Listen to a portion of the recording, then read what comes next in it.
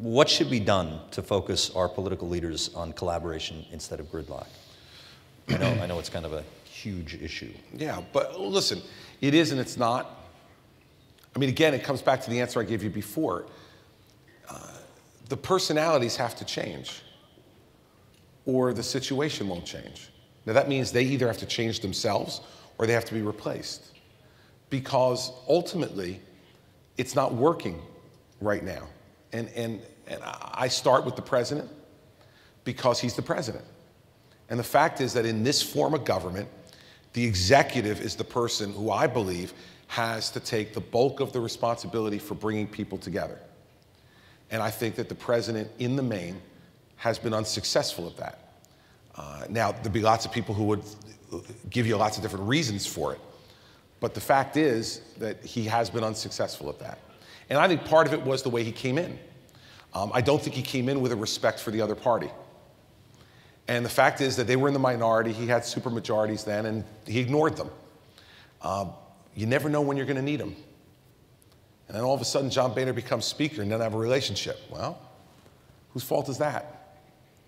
And I think the president has to take a good share of the responsibility for the atmosphere in Washington, D.C. Now, so do every one of the leaders of Congress, because they could decide to be statesmen and bridge the gap. Some would say they've tried, and I've heard that argument for both Republicans and Democrats. But in the end, what the American people see is a completely dysfunctional federal government that right now is operating only by executive fiat. That is not the way the system is supposed to work. What advice would you give a Republican gubernatorial candidate trying to get elected in Illinois? In Illinois? Well, listen, have faith, baby. I won twice in New Jersey. I mean, that's what I'd say to him. It can happen. It can happen. Listen, I think everybody talks about different things in politics, and there's this, because of the success of the president's re-election campaign, there's now this real focus on metadata and data mining. And let me just say this about that. That's useful technology. But if you have metadata that you have data mined for a lousy candidate, you'll have great data for a loser. Okay? Barack Obama was not reelected president of the United States because of that. He was reelected president of the United States because the American people decided he presented as the best candidate for them. What I'd say to any candidate for governor of Illinois on the Republican side is be yourself, be authentic, tell people the problems and their scope and the nature of the solutions you'd like to bring forward, and lastly and most importantly, let them get to know you. So what I'd say to any candidate anywhere is be yourself and let the people get to know you. They don't have to agree with you on everything.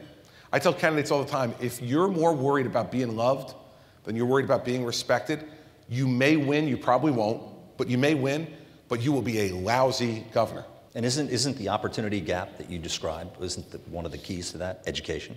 Well, sure. Of course, it's probably the defining part of that, especially for those who are trying to make their way up the ladder. Right. And that's why the statistics that we have on education in this country should be frightening everybody. You cannot be the #1 power in the world with the 24th rated students in math in the world. You can't be the #1 power in the world with the 14th best readers. You can't. It's gonna catch up to us eventually. Everybody in this room, I suspect, is the product of a system that produced much better.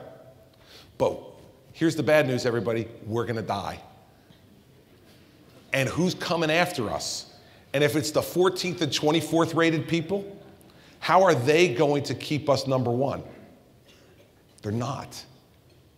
And that's why the education issue is one that we better get a handle on and start worrying about the success of children more than we care about the comfort of adults. If we do that, then we're going to have a better country.